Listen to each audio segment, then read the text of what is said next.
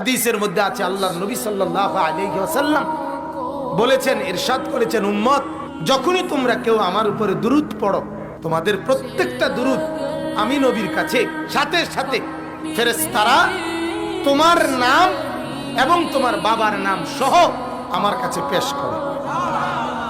তাহলে আমি যদি একদিনে 100 বার আল্লাহর নবীর উপরে দুরূদ পড়ি, 100 বার আমার নাম, আমার বাবার নাম নবীজির কাছে উচ্চারিত হবে, সামনে উল্লেখ হবে। তাইলে এরকমই তখন হাসরের দিন আল্লাহর নবী হাউজে কাউসারের সামনে দেখলেই বলবেন, হ্যাঁ উম্মত, তোমারে তো চিনছি, তোমার নাম অনেক শুনছি।